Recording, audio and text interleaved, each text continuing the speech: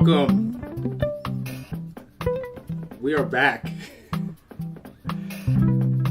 I'm the NBA Storyteller. This is Trevor. He's doing double duty today. He's our music and our technical guy. We're just dumping everything on Trevor today. Appreciate that, man. Please follow him. So hopefully, everybody here has seen our Leroy documentary, our Leroy Smith, Michael Jordan, the man in the myth documentary. And what we've proven, hopefully, is that Leroy is a real person. The man is real, and he's here today. But first, I just want to give you a little bit of background here. Let me put these notes down. Because the way this all worked out was beautiful. And as some of you know, 6 or 7 years ago when I started, I don't want to say obsessing over this guy, this human that Michael Jordan would not stop talking about, that didn't seem to want to speak for himself necessarily or contradict what Michael Jordan was saying. I wanted to dive in and figure out what the deal was. So I made a series, Web of Lies, right? Some of you have seen it, maybe some of you haven't seen it. But the idea is that we tried to find Leroy Smith.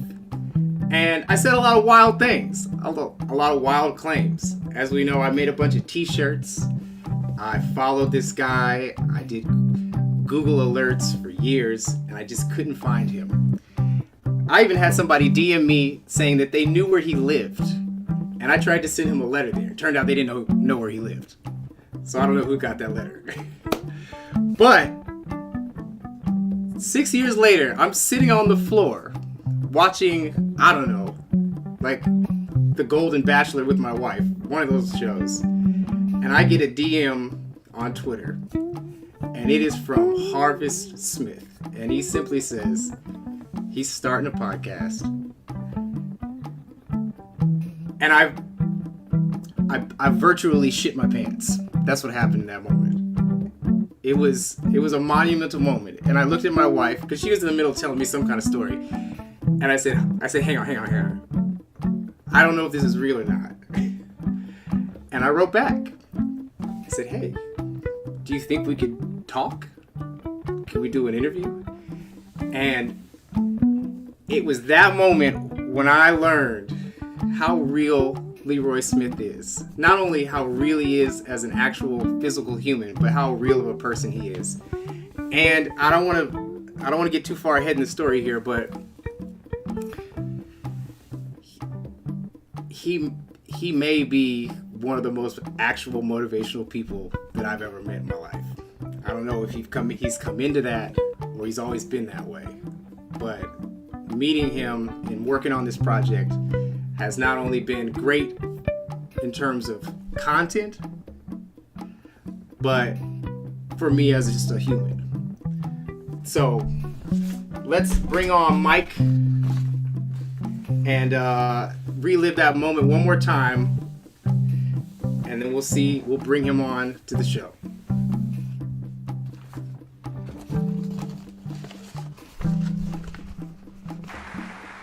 And then there's Leroy Smith. Now you gotta think that's a myth.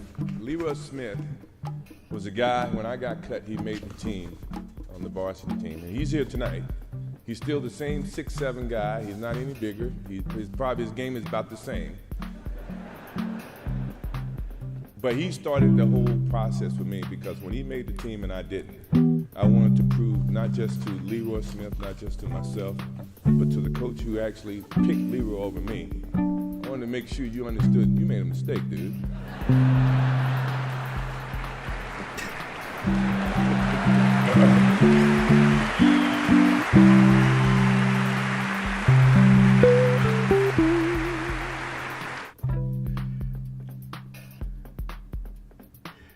Hey,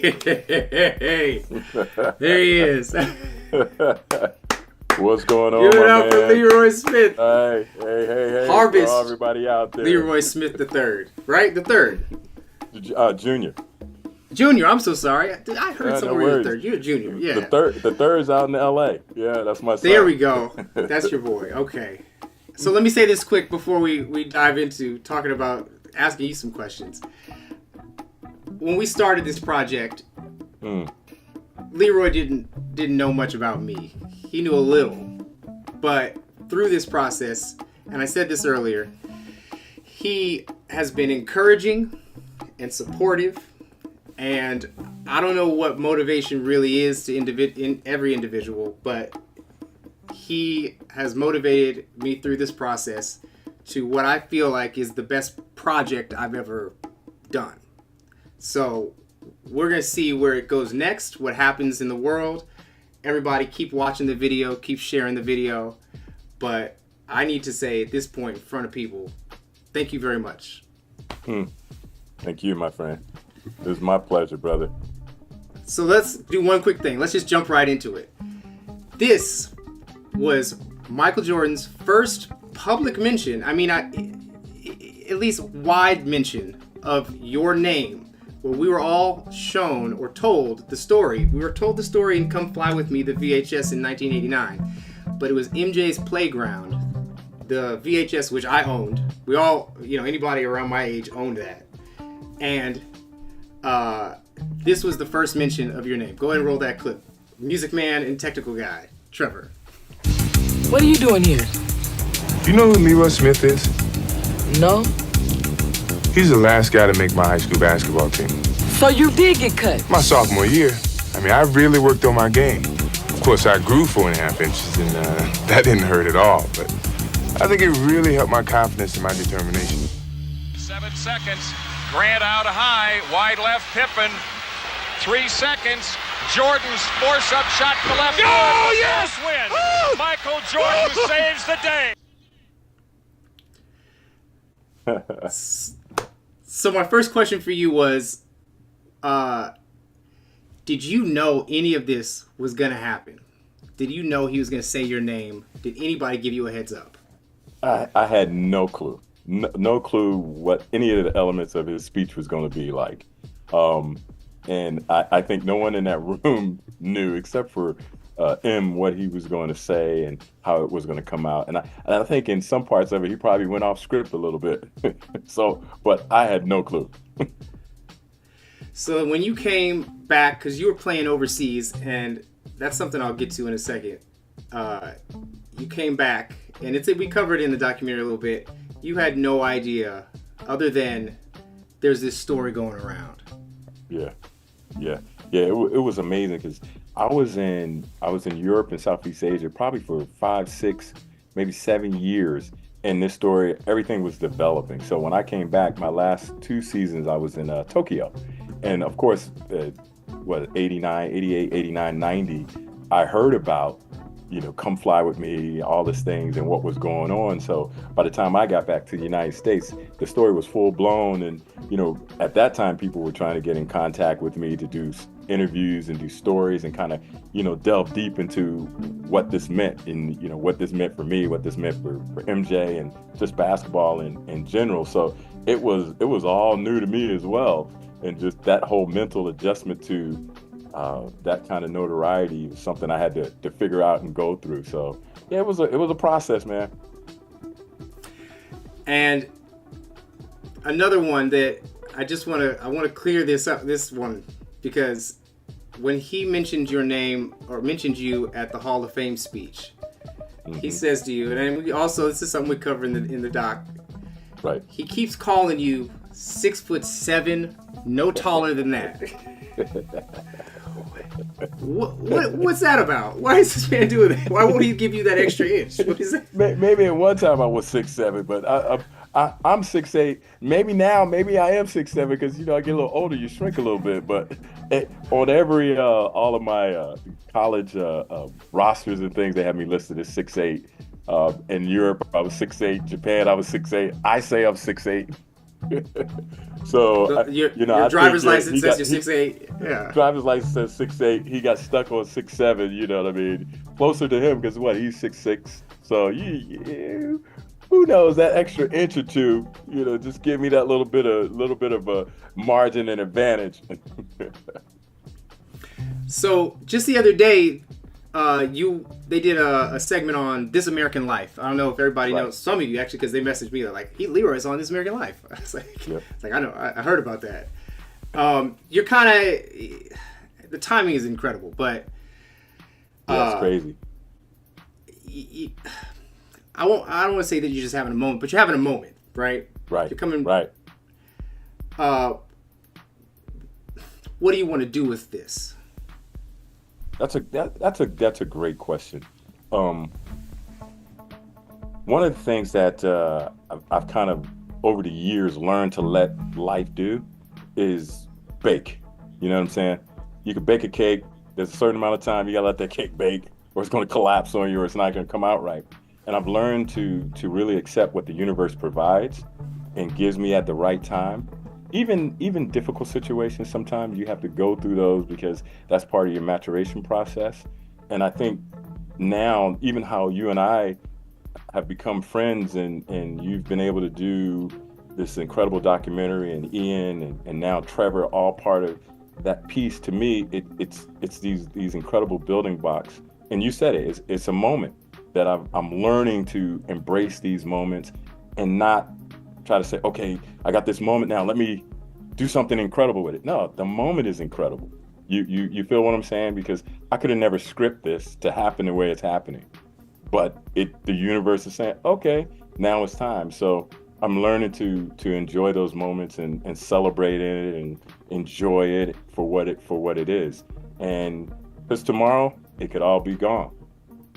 But today I'm enjoying this. It's fun, it's exciting, and it's something for my family and kids. And my friends that call me up and they're like, dude, just having those conversations is just incredible. And I'm sending out links like, yo, check this out. And people call me up and go, yo, you don't understand how my uncle's like a Jordan fan and he couldn't believe that I know you and all this type of stuff. And, why didn't you tell me? I was like, well, I talk to you every day. I'm the same dude that was talking to you yesterday. But those are the moments that I'm learning to enjoy and to embrace with everything. So as far as, what's next, who knows? I just want to record another podcast, spit it out, have somebody, have fun with that. And, I coach these kids and go and coach these little kids and things like that. And those are the things that bring me joy, watching, being able to spend, more time with my youngest daughter and my wife and all that. So that's what I'm looking forward to, man. And if you and I have some projects on the table that we can do, that's awesome. I feel like some of my audience might know how surreal this all is. It's not just just finding you, because I didn't find you. You found this is what I got to explain to folks is that sometimes you feel like you're in control of something, but you just have to be open to it, right? You got to put it out there. But secretly, I feel like Leroy is in control of all this. I feel like all this steps, it's all been triggered by, you just pushing forward and just moving forward. So I asked a ton of questions. Yeah. In our 4 or 5 interviews and everything that went into an hour and 20-minute documentary. And hopefully we continue on to work on projects and whether it's focused on you or other things. But I want to allow the audience to ask some questions. And absolutely. I have one first. This is a privileged question here. This is a question from one of my oldest fans and contributor, Ian Douglas. He actually, when I was editing the documentary, I sent it to a few people, and he sent me a note. He says, the Come Fly With Me video was the first video that NBA Entertainment did about an individual that wasn't an NBA champ and it wasn't a team. Right. They broke their format entirely. They had been putting out, 87 Celtics or 89 Pistons, or they did one on Kareem, but he was also the MVP and he'd also won championships. But then they said, you know what, we're going to do something on one guy. And I didn't realize that, and he brought it up. So it went in the doc. He was asking about your overseas career because you played at UNC Charlotte, right? Right. Yep. And then Yep, UNC went Charlotte. overseas and had a successful international career. He Correct. says Laney should probably respect that and put number 50 in the rafters. I think I know what you might say, but what's your take on that? Yeah. You know, I had a great career in my eyes. You know what I mean? It was fun, and it was full of moments. I mean, I can't even, all the great times I had playing in Europe, playing in Southeast Asia, all the great players I've met, the countries I was able to see. I mean, it was fantastic. I would do it all over again, and I probably wouldn't change a thing, you know, even in some of those difficult times, because it just made the good times seem so incredible. With respect to Laney and retiring to Jersey and things, here's my take on it. I think if they did, I would be honored, and like I said, I would show up. But nah, you know, I wouldn't fight for it and say, yeah, they should retire my jersey. I think they should let someone else play, you know, M50, and if they do a great job, you know, do something way better than I could ever imagine or dream of, and then retire for that person, you know. So if they decided, it would be incredible. It would be awesome.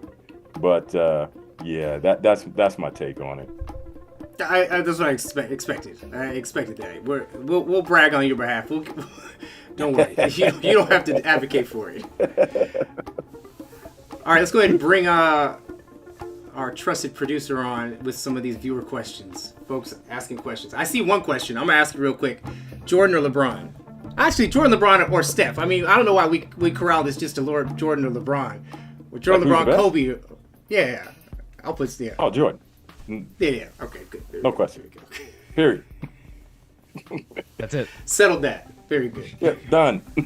Okay, we have a question from Emmy, not MEO, but has Michael Jordan ever helped you, Leroy, in any capacity? That's a great question, and yeah, and I think that,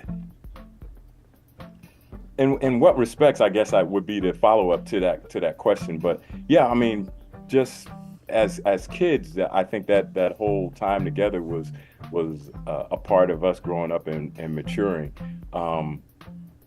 I think just the notoriety, you know, he's brought to me is benefited me in ways, you know, sometimes I don't even know, you know what I mean? But I don't think there's been a time where, you know, I needed something like, oh, I really need this, let me call him and he can help me out that way. No, it's never been anything like that, but it's just been, I think, this kind of ethereal help, if that makes sense. You know what I mean? And just maturing and that way. And even our time as players in high school, just his competitive nature, I think, helped us all as a team. You know, we all learned the level of competition in our practice, which was normal to us or seemed normal to us at times when we played a game. This is the honest to God truth. Sometimes we'd ask the coach, can we go back to school and practice, because that 32-minute game was over like that and we didn't work as hard as we worked in practice. So I think, unbeknownst to him and all of us as a part of that team, we've learned this internal DNA, if you would, to be able to work hard. I was talking to one of our older players a couple of days ago, Reggie, and Reggie was saying the same thing. We were like, yo, man, the way we used to practice and play against each other and how hard it was, it really propelled us as players at the next level. Even when we went to the park and just played pickup, we play hard, but that's how we learned how to play the game, from Coach Pop Heron's culture, and, you know, just having MJ as a part of that team, to a man down to, I don't even like to say the last person on the team, but the 15th player. We all played hard, and that was either you did that or you didn't play. So yes, Emmy, I'm sorry to take so long to answer your question, but I think that's how he helped me, and, you know, that discipline continues to push through. Well, on that note, I think it's. I think it's. Yeah. I just appreciate the fact that you are still in touch with people that you played with in high school. I don't know, maybe one person that I went to high school with And I know one, and I take pride in the fact that I kept one friend from high school, and so that It was is a special testament. time. Laney High School was a special time because it was a new high school on the block. New Hanover and Hargard were like the incumbents, so to speak, and Laney was this new high school. So I think it's 77, 79. I don't know what was the first graduating class, but it was a new high school. So everybody who came there kind of forged this thing that we the new kids on the block. So we wanted to prove ourselves in sports and everything that we did. And it was a special time during that time. And we did forge some friendships, man, in sports and just playing hard, and everybody wanted to represent and make sure that Laney was seen in a good light. So, and that forged a lot of friendships. And we didn't have the technology that the kids have today, where they could stay at home and you could play Xbox and you could go online and play with people across the world. You had to literally get on your bike, ride whatever many miles you had to go see your friends, or hopefully your parents drop you off at their house and you kick it like that. And you didn't talk much on the phone because it wasn't a cell phone. It was pick up the house phone and your mom was like, yo, get off the phone because somebody else needs to use the phone. So you really had to make these connections that I think sometimes today it's a little more difficult to make those connections because everything is so instant. I can shoot you a text really quick, or a DM or a snap or whatever it is. Not that emotional tie, a lot of times I don't think is there like it used to be, where you had to do some effort to go hang out with your boys or your friends. It was effort into that, and then that forged some really deep relationships, in my opinion. That's all. Yeah. Great. All right, let's. So on that note, we have a question from Rivi Rapper. I don't know what he called himself. But he said, were you better than Michael Jordan in high school, or was it an actual mistake that he was cut, in your opinion? Rivi Rapper, great question, baby. No, Michael was a great talent, period. Better than me, absolutely. I was 6'8", 6'7", but I was the tallest kid in school. And Michael was about 5'9" and slim. I mean, we both was super slim, and the team was full of bigger, older guards who were bigger and stronger. And I guess in my mind, any coach would have made that decision, right? And just looking forward to the future, like, okay, we'll bring this kid up, this younger kid, but we got this tall kid, man. You can't coach height, so let's put him on the team. He'll be the tallest kid on. Let's go with that move. So. But yeah, man, I've always said no. He's definitely better talent, better talent, and multi-talented. Baseball, football, all of that. I ran a little track in high school and high jump, but nothing to write home about. Great question though. So yeah, someone actually added. They said, would Leroy want a chance against MJ now? And then the next comment says Leroy would cook him. Yeah, line that up. Tell him hey, let's run it back. Oh, yeah, that was high school. That was then. We talk about now. I got mad skills. I believe it. Yeah. But actually, I got want to a ask this jump one. shot that won't stop now. My legs are dead, but the jumper never fails me. Where's your spot on the court? Where's home? Anywhere. Anywhere. I'm that Kawhi. What's his name? Kawhi Leonard. 15 and in. That's where I make my money. I hit a three every now and again, but 15 and in, come on now. Yeah, that's where you make your money. All right, this one's from Phonophobe. Will you eventually get a pair of your own signature shoes to wear for yourself one day, since you gave away the last pair you owned? Respect for remembering that part of the story. Wow. I don't know if Nike even has them out there, but I went online maybe 5 years ago and I saw them online for $350. I was like, not happening. But if Nike got some in the closet somewhere they can dust off in a size 15 and send me, I'll take them. I probably would never wear them. I probably just wrap them up this time and put them away someplace, But yeah, it's been a minute. It's been a minute since I even looked into those. So there's a part in the documentary, and I didn't even really mention it, but for the Charlie Murphy campaign, the Leroy Smith Charlie Murphy campaign, you were actually in it. Yeah. And I didn't yeah. call attention to it. I didn't know if people actually noticed it either. But which part did you play? I played the part where the coach was putting the list on the bulletin board. I had they gave me this big old afro to wear with like a baseball cap on, and it was like, this is the list of the varsity team. Like, and that was the little piece I had in the spot. It was fun. It was a good time. It's so funny because it's like there's like 3 layers of reality there. There's like it's already a campaign or an alternate reality of Leroy Smith, but in that campaign, the fake Leroy Smith makes a fake movie about a fake Michael Jordan, and in that is the real Leroy Smith. Like, I don't think people understand the level of inception of that campaign, but right. Yeah, You know, I can make a whole Wyden and video about Kennedy- that. Wyden and Kennedy, back in the day, they did some of the most creative ads for Nike. Nike absorbed them. I think they were behind the whole thing of promoting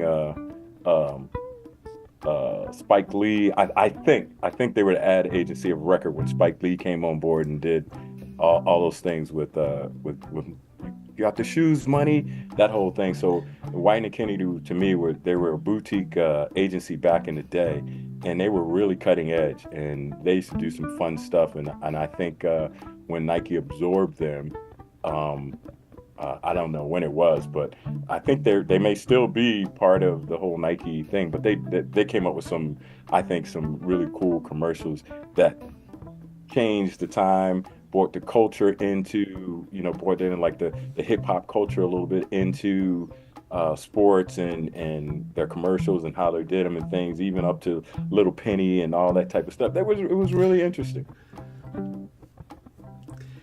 Very cool. What we got next? All right, we got how come Jordan always called you Leroy Smith instead of Harvest? How did Harvest never come up all these years? Because nobody in high school probably knew my first name was Harvest, because I always went by my middle name, which was Leroy. And in high school, they either called me Roy, Big Roy, or Leroy. My parents called me Roy. My dad always went by either Harvest. And then when I got out of playing basketball and went into the business world, I said, hey, this is a great time to go by Harvest. Number one, it's distinctive, and you can always connect Harvest with that 6'8" black guy over there. So I was like, this is going to give me an edge in business. So anytime someone talked about Harvest, they knew it would be me.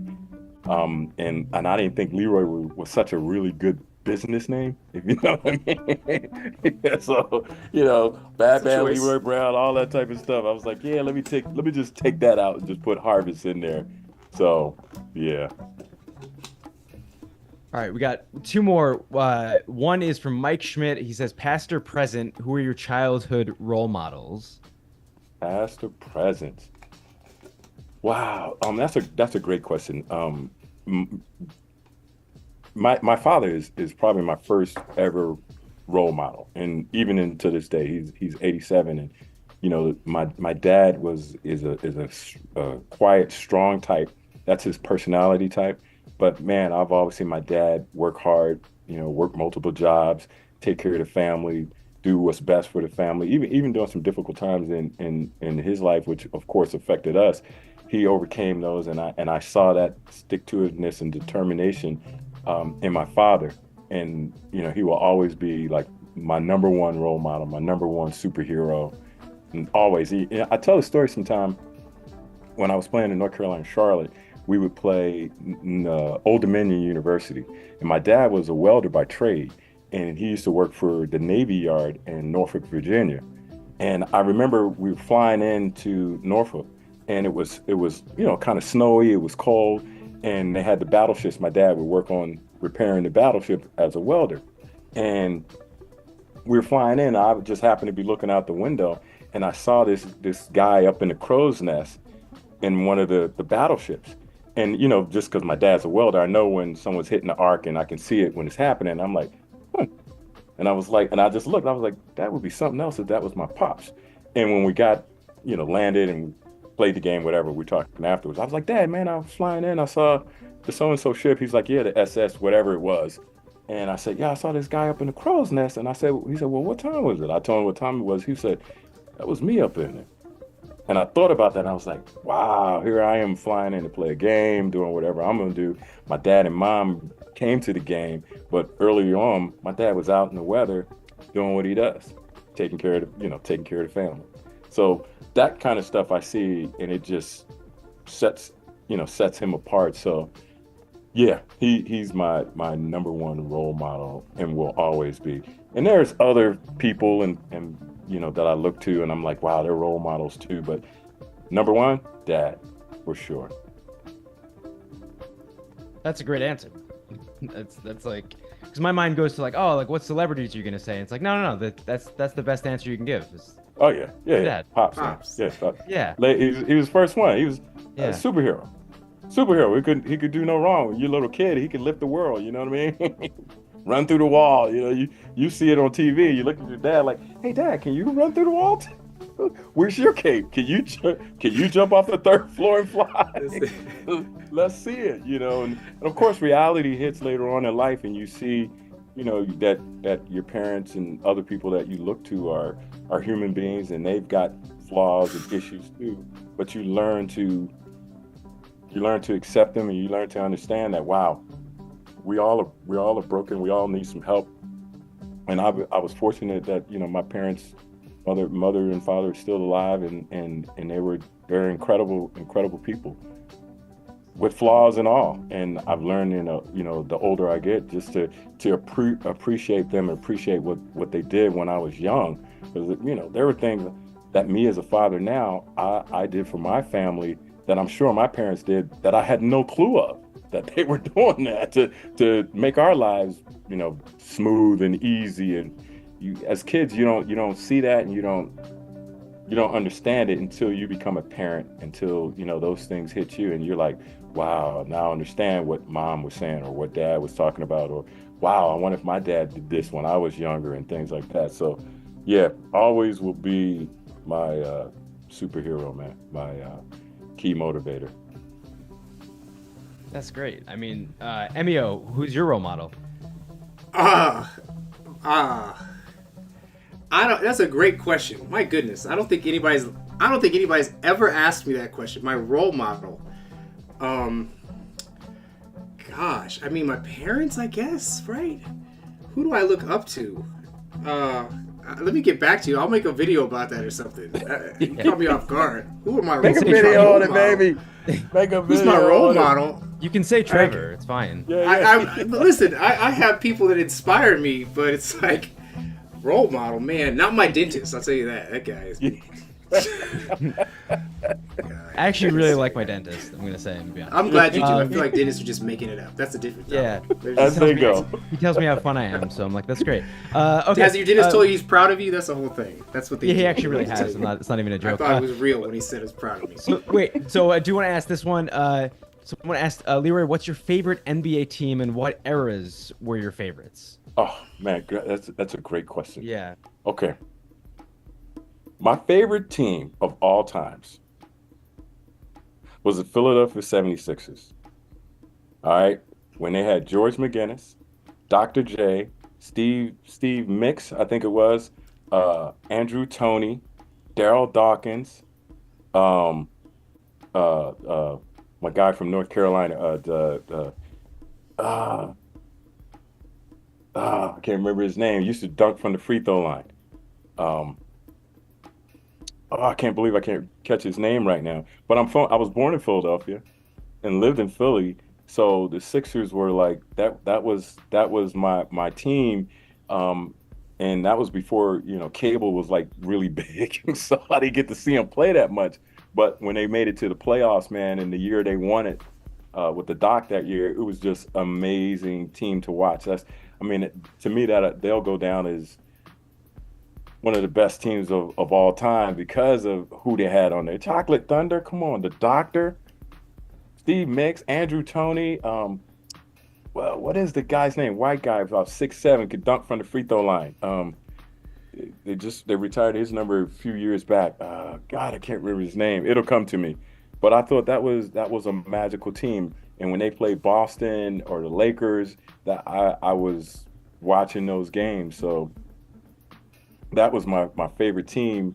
My favorite player was George Gervin, the Iceman coming. I mean, finger roll from the free throw line. And the reason I liked him because we had a similar body type. He was slim, long and lanky, and he could get it done. I thought he was one of the Hall of Famer, man, one of the best scorers ever. Just couldn't stop him. Alex English, I love Alex English because he was smooth and could get it done. Nice jumper, 6'7", wasn't a big banger, but he get a quiet 25, quiet 30. You think you stopped him? You look up, he got 27, 10, and 6. Like wow. So those guys, and that's who I kind of grew up watching. Some of the Atlanta Hawks back in the day when I can't even remember some of the players, but they had one guy who used to wear these wristbands all up his arm, and I used to do that as a player too. But I have 4 or 5 different wristbands because I used to like to watch him do it. And again, we didn't have cable, so I used to be sitting there with the TV trying to get the thing to come in so you could see it a little bit, and then it would go out on you. That's when TBS was Superstation back in the day, because where we lived in Wilmington, cable hadn't got out there to our part of the woods yet, so you could kind of move your antennas. Anybody listening to us right now, they don't know what rabbit ears are. They're like, what is he talking about? We used to move these rabbit ears, put a little aluminum foil on that to kind of bring in the signal, and every now and then you could catch it like, oh, there it is, don't move. And then it would fizz out and you try to hear the game. It was crazy. But that's what you did to try to, check out some of your favorite team and players and things. Yeah, and I feel like not enough people talk about Alex English because he was one of those players that I didn't even know existed until I was, like a teenager, and I was like, that's a problem. Yeah. Alex and it was so crazy because when I was working for A6 Tiger Corporation, I did all the basketball marketing for him, and Alex was one of our endorsed athletes. Alex English, Isaiah Thomas, Calbert Chaney, Charles Smith. I mean, we had some guys, Kurt Rambis. So I was in that set, and it was just amazing, man. Magic used to wear our shoes in practice because he was Converse guy, but he loved how Asics felt. It was crazy, man. And to be in that same space with some of the guys that I idolized as players, it was magical. I was like, I would pinch myself and go, man, this is amazing. I never had a job I didn't like. You know what I'm saying? It was that magical. I'm like, here I am, just finished playing international ball. I get a job with a footwear company where I can wear sweatsuits. I'm supposed to wear sweatsuits. I'm supposed to be at NBA games, college games, high school games. I'm supposed to be at the All-Star game. I'm supposed to be at all these college Final Fours. Wow. How did this happen? And, get to see great games like UNLV when they beat Duke. Just craziness. And, I'm blessed. I'm truly blessed to be around that type of, have been around that type of scenario, man. And it's awesome. It's moments, also, man. what this also makes me think of, though, is like you're sort of talking about these players and sort of the aura that they had around them. And anytime someone talks about Michael Jordan, especially like Allen Iverson or the later players, they're like, oh, when I saw Michael Jordan on the court, it was like I was looking at God. Yeah. But you're one of the few guys where it's like, I'm assuming you don't feel that way when you look at him because you're like, I went to high school with him. He's like, he was Yeah. So like, yeah. Imagine being around God every day. Yeah.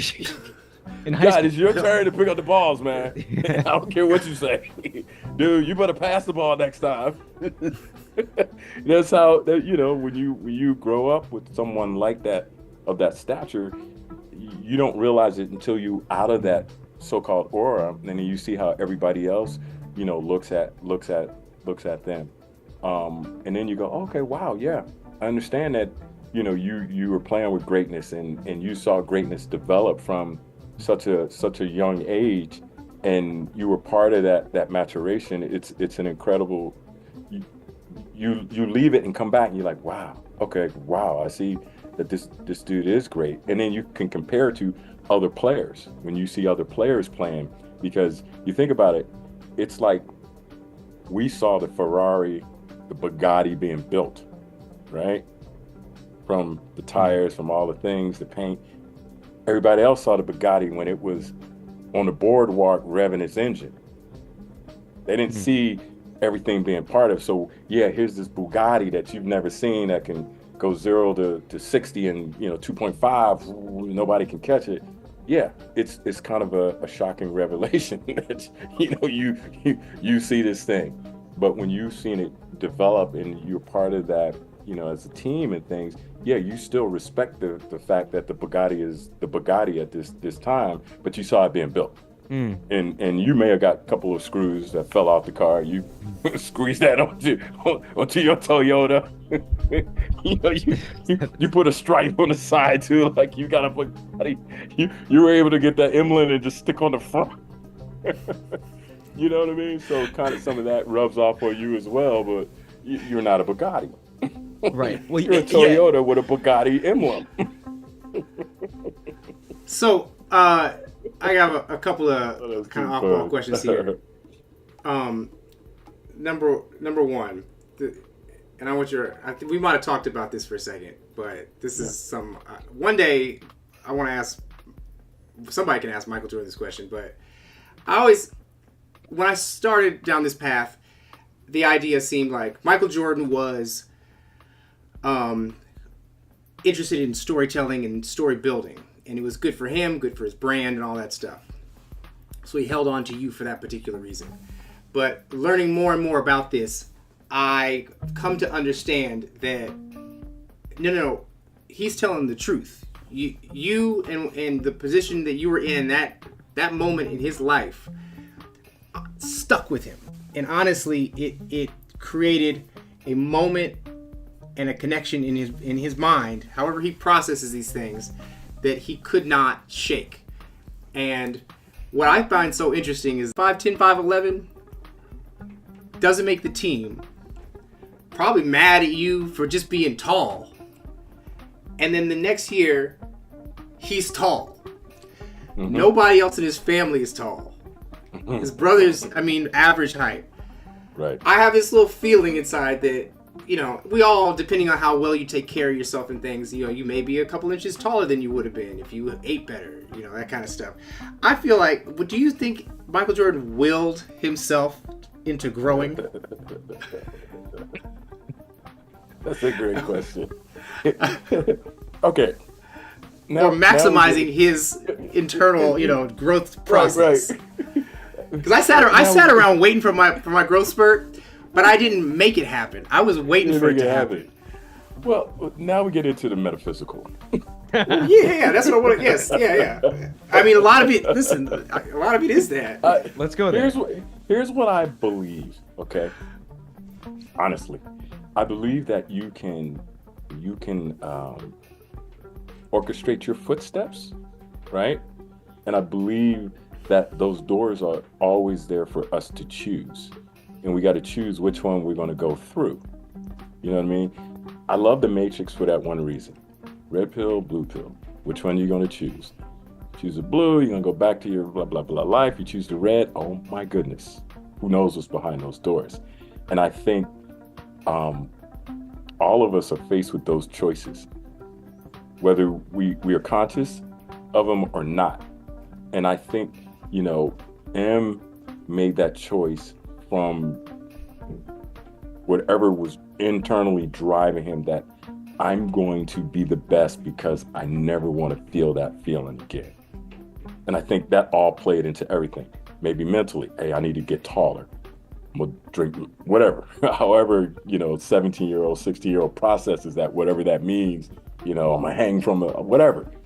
And I believe that the universe said, okay, you chose this door. We're going to open it for you. You just got to walk through it.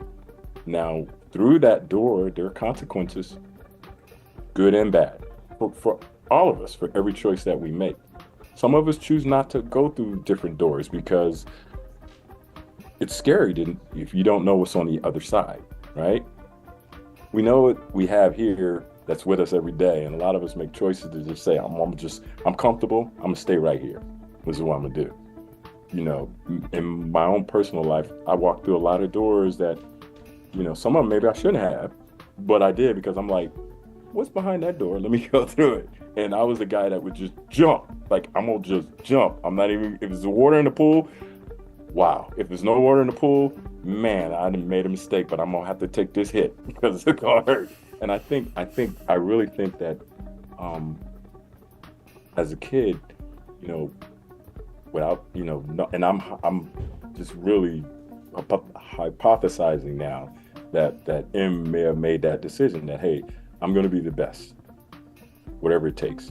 And I think that materialized in him putting that energy out there, and things happen. Went to Carolina, went to 5-star, was the best player up at 5-star against all these other All-Americans. Went to Carolina, did incredible, hit that big shot, and that catapulted him. Went to the NBA and was, you know, 7 years scoring champ, broke his foot. All of those things played in, and putting this magical mystique around him, you know, to make him who he is, and everybody else, you know, in that realm as well. And, you know, it's just not limited to sports. It's everything. It's everything we do in life. What makes a great doctor, a brain surgeon, or a great producer, content creator, a great content creator. I believe it's that desire to walk through those doors sometimes that other people won't walk through, or fearful to walk through because of the unknown. And it's okay. Even if you say, hey, I'm comfortable, cool, that's okay. That's a choice you make. It's not my position to say, dude, you should walk through this door. No, you want to walk through the door, walk through the door. But I think I remember the moment where I made a conscious decision in high school that I think structured my career in basketball. And I had to work through a lot of different things over the course of time to change that. And it was a fast break my sophomore year. Everybody in the gym stood up because they thought I was going to dunk the basketball. And I thought I was too. In my mind, I was going down. I was like, oh, I'm about to tear this rim down. And then the other part said, oh my God, what happens if you miss? Just lay the ball up. And that's what I did. I took the safe and I laid the ball up, and I was way over the rim. And you could hear the crowd just go, yeah. And that moment was, to me, a pivotal moment in my career as a basketball player.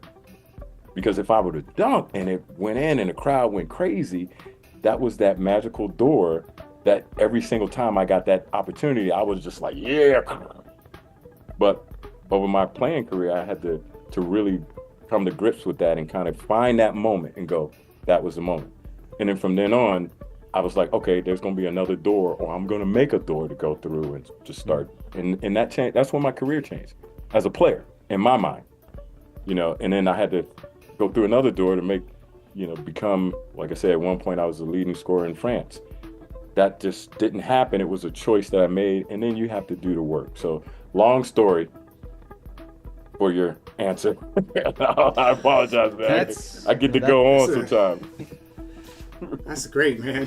That's an amazing answer. One more question, and then we're going to let you go. Yes. Well, two things. Okay. Yeah, what do you have? Emmy, was it a question from you, or do you want a question from the chat? Oh, hit one more question from the chat, and then I got a wrap-up question. Yeah. Okay, and I also want to, I'm going to post about Leroy's podcast in the chat as well. First of all, also someone responded to the Michael Jordan tall story, said, what did he say? He said, read up on it. Michael Jordan's mom literally wrote a book on how he would pray and hang from a bar.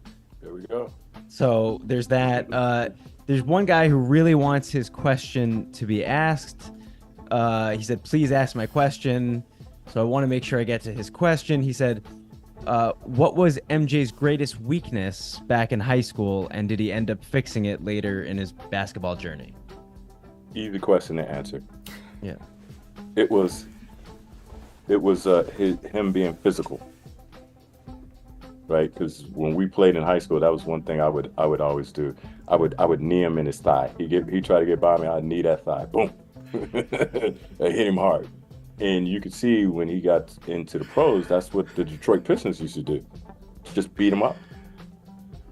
But what did he do? He hired his guy. He got physical, he got stronger, and it was like, oops. And again, that was he could have just said, okay, man, they're beating me up and what have you and all this type of stuff. But to get physically stronger and to walk through that door was incredible. So that was his weakness in high school, was just physicality. I mean, we weren't lifting weights then. They had universal weights. Most people online, they don't even know what those universal weights was. It was all cable type stuff. Nothing like it is today. So when he got to the pros, and I mean, the talent was unquestionable, but then he got stronger. It was over for the league. And the league knew it. They were like, oh my God, this dude is incredible. Then what happened? Everybody started lifting weights. Everybody started getting physically stronger because they had to try to level the playing field. I mean, I look at LeBron today. What do they say? He puts $1 million in his body just to be that dude at 40 doing what he's doing. It's incredible. The only way you can do that is keep your body physically well-tuned, and the way technology is today, and the weights and the food and stretching and the mental part of the game, all that type of stuff is making the game what it is today. I mean, M was always mentally strong. That was never a question. He just knew he was the best. But physically, you got Bill Laimbeer and them big dudes they had over there in Detroit just hitting him, Dennis Rodman, who had a motor that couldn't stop. They were just bumping. Every single time he'd go baseline, they were just killing him. They said the Jordan rules, that was a real thing. I mean, so getting stronger is how he fixed that issue of physicality. Great question. Great. Emilio. Yeah, go ahead. Is there one more? Go to the chat. Do the chat, and then we'll wrap up. All right, let's do. Well, you know what? Someone asked, "What is your favorite Japanese food?" Okay.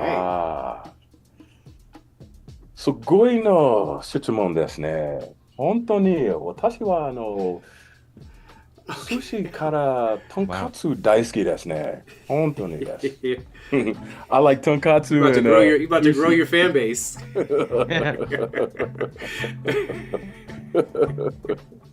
Yeah, man. Sushi and tonkatsu was my favorite Japanese meal. And they had this in Japan they have, in each city has its like meal that or specialty for that particular city. And up in the northern part of Japan, in Hokkaido, they eat horse. And it may sound crazy, but it's like a delicacy. And I sampled some horse. It was delicious. Any horse lovers out there, it's not cruel to the animals at all. They do this amazing thing. And down in Osaka, I had Kobe beef, which is off the charts. And just so, different things like that, just from travels, man, all types of food. I tried everything once and the good things twice.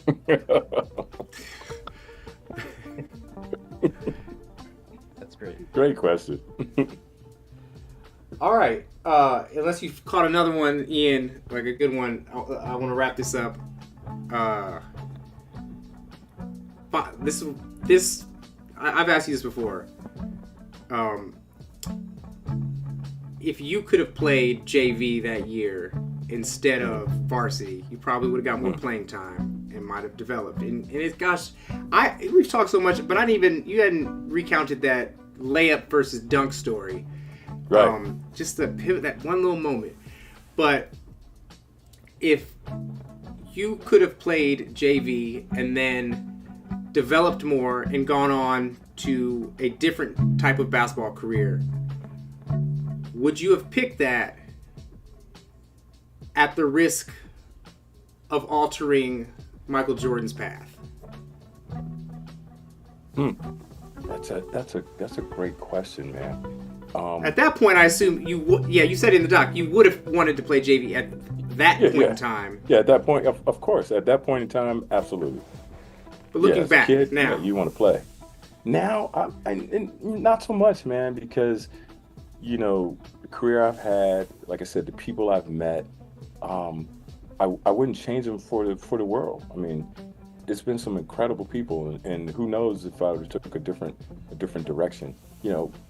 My wife, I mean, just incredible person. If I didn't go to North Carolina, Charlotte, and never marry her, my kids, I mean, I can't imagine a different life. You know what I mean? I can't imagine a different life. I mean, it's been and it's awesome. Yeah, you could say, well, yeah, I could have won an NBA championship, but at what expense? I tell you, I've won 3 championships in my life, and they've all been in a church. Tell him. Tell the church. That's a tough. It was a. It's a church league, man. That was incredible in Los Angeles, and we had NBA players on the team. We had Corey Blackwell, who he played up in, I think, Seattle with the Sonics. He played at University of Wisconsin or University of Washington. I can't remember, but he was a player. We had a guy who had a cup of coffee with Indiana, and we had all these amazing college players. And we would have NBA referees in training as our referees in this church league. And these cats would look at us and go, man, you guys are a church?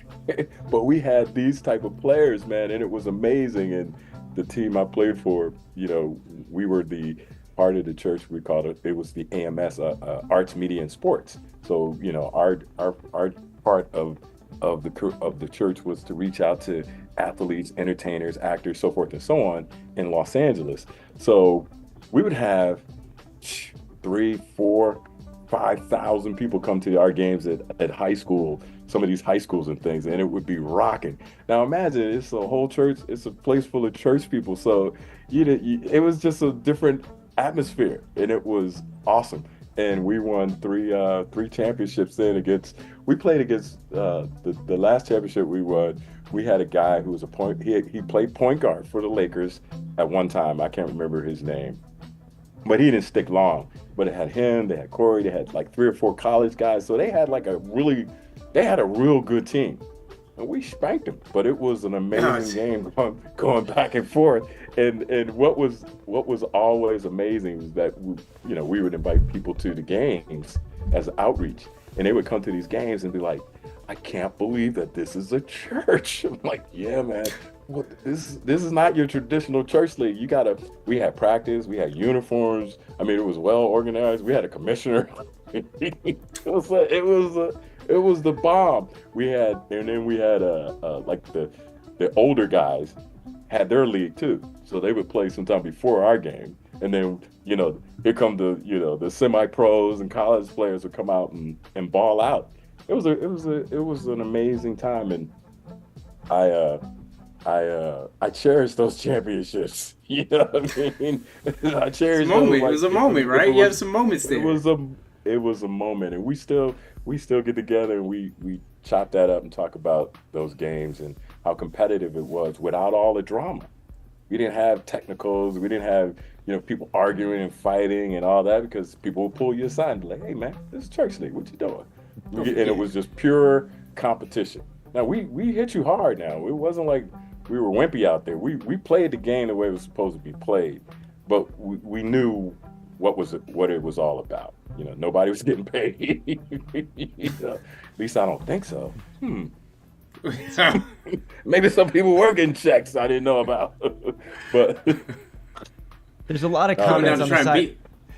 Yeah. On a side note, there's a lot of comments in the chat that just say like, Leroy looks like he takes care of himself now. Michael Jordan is all cigars. Leroy is gonna win every time now. Yeah, the Stogie's been a long time ago. Yeah. Stogies and golf. Yeah, long time ago. All right, well, Emil, I don't know if you want to close this out, or if Leroy, if you have any words of wisdom also for the. Yeah, we're gonna close this Emil out first. We're gonna send Leroy off. We'll chat with you. I'll chat with you in a little bit. I want to have a little one-on-one with Trevor. He's my wrap-up guy at the end of the show. Awesome. Thanks the vibe. It's so easy to chat when you've got this kind of music just playing underneath you. This is man. Beautiful. I love that. Great job. Thank you so much. Yeah, any final words for our audience? Anything you want to say? Anything you want to promote? Anything you want to say? Yeah, no. Any individual here? Yeah, I just want to thank E and Ian and Trevor. Really, man, what you guys created and put together was it was awesome, and you did the story an incredible justice, and your creativity and everything on it was amazing. And like I said, with the day I sent you a DM, I had to ask my daughter how to even send a DM. And she told me how I should send a DM because I didn't want to be creepy, like slip into your DMs. You know what I'm saying? But in order to try to Right. It's creepy. Most of the time, it's creepy. It is creepy most of the I time. didn't want to be creepy. And I was like, this dude don't know me, and I'm gonna slip into this DM and like, yo, man, let's hook up and cook, I was the creepy one, man. I'm the one who was like Emmy was the stalking creepy you. one. Emmy was the This is creepy what I'm trying to tell people. Like, I don't know why people aren't calling me out for being weird and creepy. Like, I've been stalking you for years. No, man, you brought me to grace. You had grace for me, man. I appreciate that. It was meant to happen, man. It was kismet. It was time. It was time for this to happen, and it wasn't forced, which is the great thing. It happened, and I'm ecstatic. And to the listening audience and everybody who's checked out the doc, man, I'm more than humbled and appreciative to like all the great comments and things like that. It means so much to me, and all I ask is that everybody out there just go out and do good to one other person, man. If we all did that, this earth would be such a great place. And just give people the benefit of the doubt sometimes. You know what I'm saying? Don't always be quick to run to judgment, because that's what our society has turned to. It's like, man, the vitriol and social media and everything is just ugh.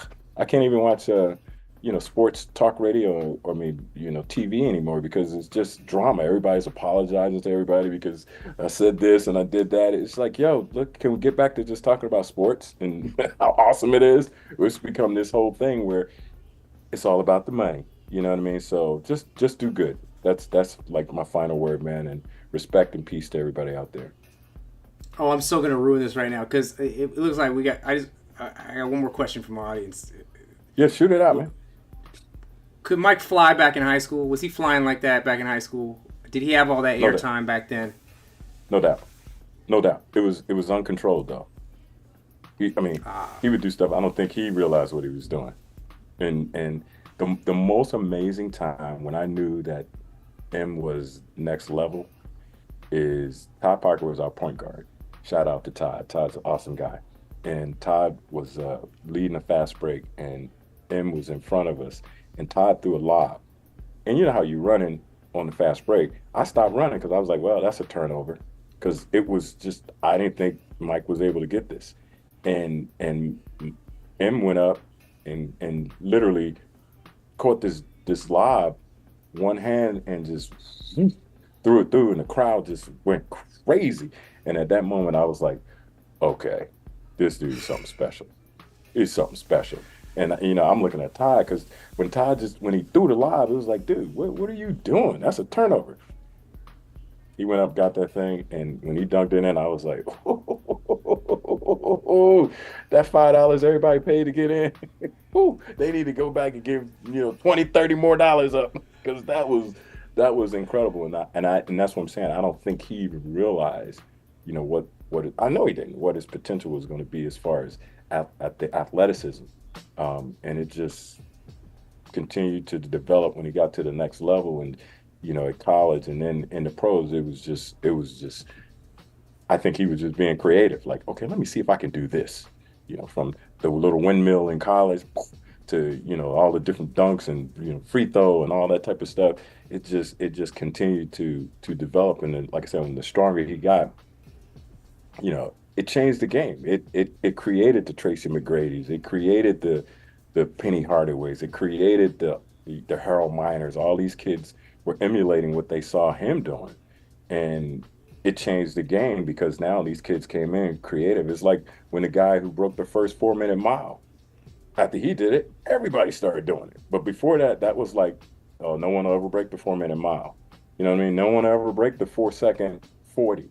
When that's done, everybody gonna be running 3.8, 3.5, 3.85 and all that type of stuff. So that's just what it is, man. It is that mental part of sports and of the game. And as we keep progressing, you're gonna start seeing more incredible. The John Morants of the world, who's doing the crazy stuff he's doing, and the Ant-Man, all these kids. I love watching them play because they're taking the foundation that was laid by the George Mikens of the world, the Oscar Robertson, all these iconic players back when the game first started that maybe some of these kids don't know about. When they redo it, Connie Hawkins, big old hand doing what he was doing, that when they become historians of the game, they'll understand that what they're doing is just building off of what was already laid down in these foundations and taking it to another level because of what these prior players did and are doing for the game. So I think respect's got to be given to, the OGs, so to speak, and not get into the debate whether they could have played now and all this kind of stuff. Forget about it. Just be grateful that you don't have to get a second job as an NBA player like some of them old dudes used to have to do. So I'm gonna get off my soapbox now. That's and right. just say, man, I appreciate it. Peace and love, man. Thank you so much, man. Thank you, and Thank you. we'll talk. Y'all Thank you, will guys. hear more. You will hear more. We'll say bye to Leroy. Hang on, everybody else. You're Peace awesome. out, everybody. I appreciate Virtual you round of guys. Applause. Awesome. He's real. Take He's us out with real. Black- He's real. Take us out with Black Violin, man. Yeah. All right, I do have one more thing. There he is, fading into the myth. Trevor, audience, Sure. we have something at the end here. We're gonna play. We got 2 music videos. Can you do this? Can you pick between which one to play, Trevor? Oh, yeah. Okay, all right. We have the Michael Jordan "Anything Is Possible" music video that will play. It plays at the end of MJ's Playground VHS from 1991, or we have the Leroy Smith Charlie Murphy campaign music video. We can only play one of them because about 3 minutes. Go ahead and just fill the chat up. What do you want to see? MJ dancing in 1991 or Charlie Murphy acting like a fool in 2009? What do you want to see? In the meantime, Trevor, what's your takeaway today? So much. I mean, I think the thing that sticks in my mind, like it happened actually very, very much at the beginning, is like thinking about who you look up to, right? And how that can kind of like change the things that you do. Who do you look up to? Who motivates you? Like how powerful that can be. Like how can you become greater than you are in this moment? And I feel like there were so many examples of that in today, like in talking to Leroy, and like, yeah, this is really cool. It's like so cool. That's awesome, man. And you did great. You really set the tone here. Ian, you're still around. Give me your final thoughts, Ian. I usually wrap up with Trevor, but I want Ian's final thoughts too. He's been so involved with all this. I gotta say thank you so much to Ian for kind of keeping this thing working. I'm good at what I do, but there's a lot of things I'm not good at, and that's why you see a team here. What's your takeaway for today? Well, I'll say first of all, wait, you can hear me. First of Yeah. all, I think one of the first videos I saw of yours was the Leroy Smith MJ investigation. I was watching it at work at the job I was soon laid off from, and I was watching that and I was like, this guy's amazing. So that was like Leroy and you. I was like, I didn't even know Leroy Smith existed. So that was one of my first videos I saw you, and I was like, I gotta get in touch with Emio, slide into his DMs in the same way Leroy did. Right. From this, I forgot about that. That's how we yeah, met. and I felt the same way he did. I'm like, is this creepy? I don't know. But from this chat, like honestly, I'm still reflecting on Leroy talking about the making your own doors and that image of him being afraid to dunk and doing a layup, and the crowd being disappointed, like seemingly disappointed, is very interesting to me, and is gonna stick with me for a while, because I'm reflecting on that. The idea of risk taking and choosing the doors and making the doors. Absolutely. That is absolutely what I'm thinking about walking out of here. All right, everybody, you guys are awesome. Thank you for people even donated. You guys are like, this is the best audience I've ever seen. You get supportive on the documentary. The comments are just so genuine and thoughtful. You know, we're not dealing in like controversy. It's just good stories, and people seem to like that. So share. If you guys want more of this stuff, you know, we got to somehow beat the algorithm, or at least wake up the channel, because it's not woken up all the way yet. But it looks like the overwhelming response is for the Leroy Smith, Charlie Murphy music video. So we'll go ahead and play out with that, and then we'll just fade out into myth again. We'll all become myths, just like our man Leroy. Thank you guys so much. Anything else? Did I miss anything, Ian, before we roll this video? No, we're good. We're good. All right, roll it, Trevor. Thank you so much, everybody.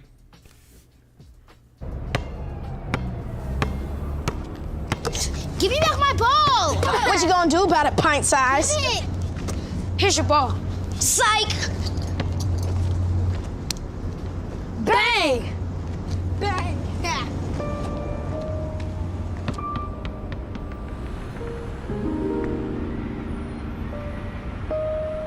Are you looking for something? I motivated Michael Jordan to become the greatest basketball player ever. Who are you to think I can't motivate you? You. Motivate him. Motivate him. Let's go. This is my gift to the game. Yes, this is my gift to the game. This is my gift to the game. It's my gift to the game. Yeah. Let's go. The crossover king, no look pass. Step onto the court, I'ma kick your Watch how I do this, you will see. Ain't nobody else in the game like me. I'm ballin', and I feel like a winner. You do too when you see me on TV.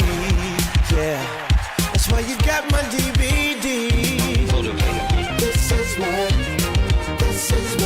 gift to the game. It's my gift to the game. I give it to you. This is my gift to the game. This is my gift to the game. Yeah.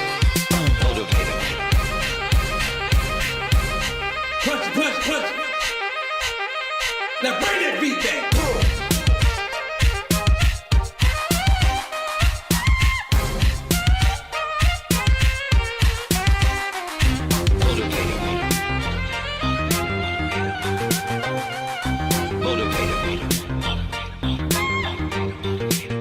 Let's go. Tell me who else could do what I do. Write, sing, act, direct, and produce. When I give a speech, it's a standing ovation. One word motivates a whole nation. Everybody's got a little Leroy Smith inside. Just look and you'll find me. You can do anything, be anyone. Take it from the king of motivation. This is my gift to the game. It's not for the fame, not for the money. Said I do it all for the love of the game. All for the love of the game. That's why I do it, baby. 'Cause it's my gift to the game, oh yeah. Let's go.